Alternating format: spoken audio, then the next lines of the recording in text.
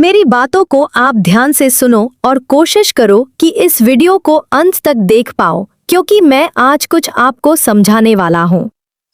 आज के ठीक 5-7 साल पहले आपके अंदर जोश था। आपके अंदर एनर्जी थी किसी काम को पूरा करने की। कुछ पागलपन सा था कि कुछ जिंदगी में करना है। लेकिन अब ऐसा लगता है जैसे सब कुछ एक बजी हुई चिंगारी की तरह उब गई है। अब अंदर कोई जोश नहीं है। हकीकत यह है कि अब पढ़ने में कुछ मजा नहीं आता। पढ़ाई में बिल्कुल मन लगता ही नहीं है। पता नहीं क्या हो गया है। कुछ भी करने का मन नहीं करता। अब तो मन भी मेहनत से जी चुराता रहता है। बस यही कोशिश करता है मन कि किसी भी तरीके से आराम करा जाए। लेकिन सवाल यह है कि आखिर आप इतने आलसी बन कैसे गए? आप पहले तो वैसे नहीं थे। आप याद करो, जब आप छोटे थे कितने शौक से अपने होमवर्क को पूरा किया करते थे। कितने शौक से अपनी किताबों पे लिफाफे चढ़ाया करते थे। कितने शौक से हर एक चीज को सजा के रखा करते थे। अपने स्कूल का बैग, अपनी नोटबुक, अपनी सारी चीजें। कितने शौक से ड्राइंग बनाया करते थे। हर एक चीज ऐसे मानो जैसे कि वो आपकी हो, आपकी पर्सनल हो। वो सब आप उन्हें संभाल के रखना चाहते थे। लेकिन अब मन में कोई शौक नहीं बचा। अब बस सब कुछ फॉर्मेलिटी लगती है। हम ऐसे सोचते हैं जैसे कि ठीक है, काम चला लेते हैं, ठीक है। जरूरी है तो थोड़ा पढ़ लेते हैं, ठीक है। एग्जाम आ गया तो सिलेबस पूरा कर लेते हैं। आखिर सब कुछ फॉर्मेलिटी हम क्यों कर रहे हैं? आखिर आपको ऐसा किसने बना दिया? कौन है जिम्मेवार? इसका जवाब है आप खुद। जो कुछ भी जीवन में आपके हो रहा है, जो कुछ भी चल रहा है, उस सब के जिम्मेवार आप खुद है। देखो, ऐसा नहीं है कि दुनिया चलना बंद हो गई।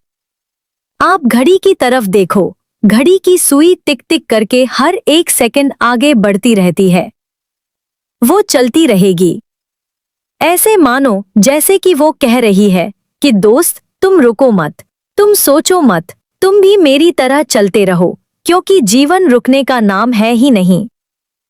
जो इंसान इस जीवन में रुक जाता है वो कभी भी कहीं नहीं पहुंच पाता।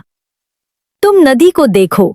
नदी का पानी रुक जाए तो सड़ने लगता है। धीरे धीरे उसमें कीड़े पड़ जाते हैं। यानी जीवन में चलते रहना जरूरी है, कुछ करते रहना जरूरी है।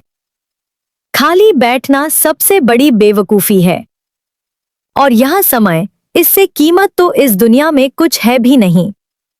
और यह बात आप अच्छी तरीके से जानते हैं। ऐसा नहीं है कि इस दुनिया में टॉपर होना ही बंद हो गए हैं। ऐसा भी नहीं है कि अब लोग कामयाब नहीं होते। आज भी लोग कामयाब होते हैं। देखना, जैसे एग्जाम के कुछ महीनों बाद रिजल्ट आएगा, कितने सारे टॉपर्स निकलेंगे अपने देश के अलग अलग कोने से। उन्होंने भी तो पढ़ाई करी है। उनके अंदर कुछ खास बात नहीं थी। बस उन्होंने जिम्मेदारी निभाई। उन्होंने समझा उनके दिमाग में कोई ऐसी प्रोग्रामिंग नहीं है। देखते थे सब कुछ दिमाग में छप जाता था। उन्होंने मेहनत करी और उनको रिजल्ट मिला।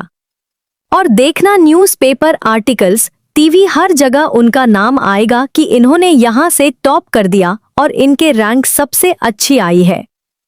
हम ही देखेंगे। लेकिन सवाल यह है कि उस समय आप खुद कहां खड़े रहोगे? खुद को क्या महसूस करवाओगे? कहीं ऐसा तो नहीं कि जीवन बस आपको दूसरे का रिजल्ट देखने के लिए ही बना है? कि आपकी जिम्मेदारी नहीं बनती कि कुछ आप भी अच्छा करो, कुछ ऐसा खास कर दो कि आपकी जिंदगी भी बेहतर बन जाए? कुछ तो होना चाहिए। अगर पढ़ाई में मजा नहीं आ रहा, पढ़ाई में मन नहीं लग रहा, कुछ तो होगा। कोई चीज तो ऐसी होगी कि जिसके करने के लिए आपको आलस ना आए। उस काम को शुरू करो तो घंटों कैसे बीत जाए आपको पता ही नहीं चले। कोई तो काम की चीज होनी चाहिए।